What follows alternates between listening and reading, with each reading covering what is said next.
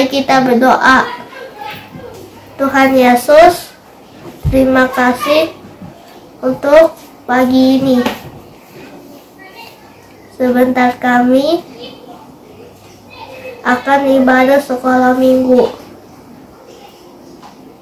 Kiranya Tuhan memberkati ibadah ini dari awal sampai akhir. Berkati juga teman-teman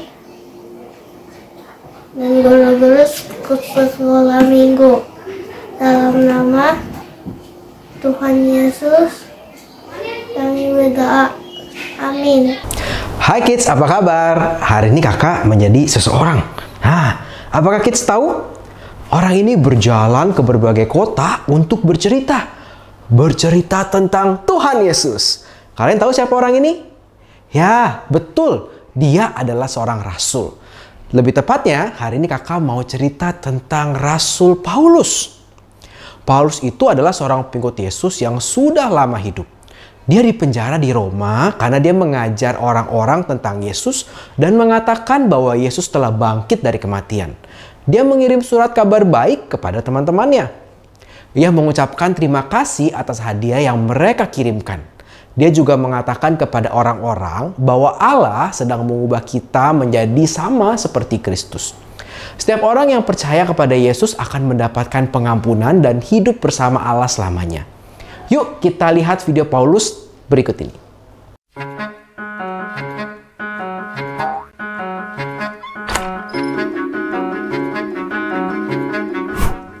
Paulus, seorang pengikut Yesus, hidup sebagai tahanan di Roma. Orang-orang Yahudi berusaha membunuhnya karena ia percaya dan mengajarkan bahwa Yesus telah bangkit dari kematian. Sementara Paulus menunggu untuk bertemu dengan Kaisar Roma, orang-orang percaya lainnya mengunjungi Paulus dan mengirimkan hadiah kepadanya. Orang-orang Kristen di Filipi mengirimkan hadiah kepada Paulus. Paulus menulis surat kepada mereka sebagai ucapan terima kasih. Paulus mengatakan kepada mereka untuk selalu rendah hati seperti Yesus dan saling mengasihi, bekerja sama dan menjaga satu sama lain karena Yesus telah menderita untuk kita. Paulus menulis, "Hendaklah kamu meniru sikap yang sama seperti sikap Kristus. Yesus adalah Tuhan, tetapi Dia mengesampingkan hak dan kehormatannya untuk datang ke dunia sebagai manusia. Dia datang sebagai seorang hamba dan mentaati rencana Allah dengan mati di kayu salib. Itulah sebabnya Allah sangat meninggikan Dia dan mengaruniakan kepadanya nama di atas segala nama, supaya dalam nama Yesus bertekuk lutut segala yang ada di langit dan yang ada di bumi dan yang ada di bawah bumi. Dan setiap lidah akan mengaku bahwa Yesus Kristus adalah Tuhan.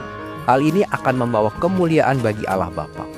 Yesus telah menderita dan mati untuk kita, dan juga Dia telah bangkit dari kematian dan hidup. Karena Yesus, kita harus mengikuti dan mentaati Allah.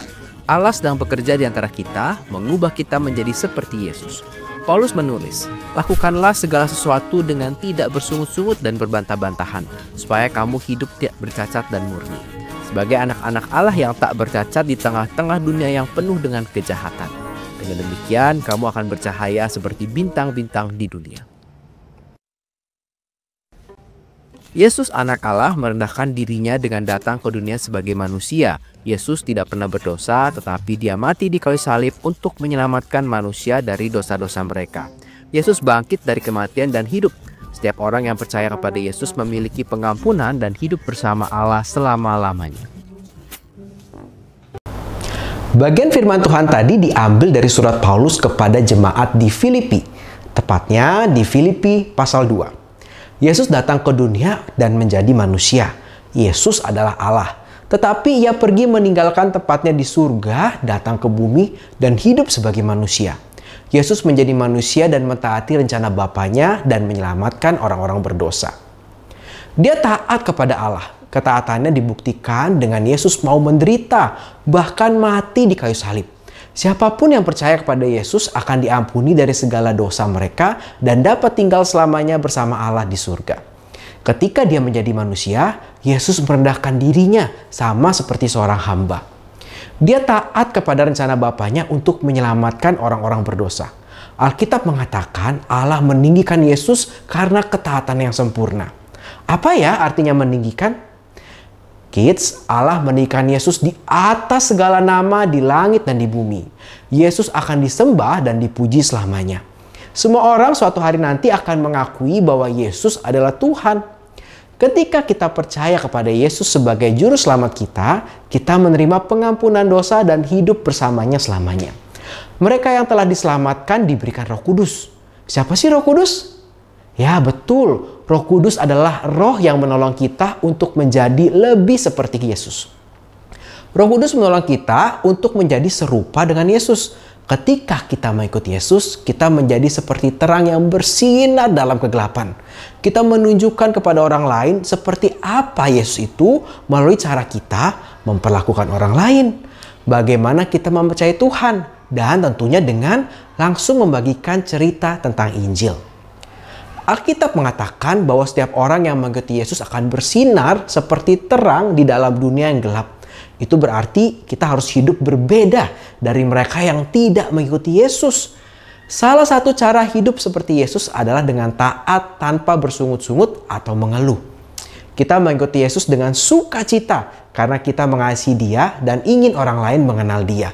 Kita dapat dengan senang hati mengutamakan orang lain dan menjadi teladan kasih Yesus bagi mereka. Yesus, anak Allah, merendahkan dirinya dengan datang ke dunia sebagai manusia. Dia tidak berdosa, tapi dia dihukum. Dia mati di kayu salib untuk menyelamatkan manusia dari dosa-dosa mereka. Yesus bangkit dari kematian dan hidup. Setiap orang yang percaya kepada Yesus memiliki pengampunan dan hidup bersama Allah selamanya.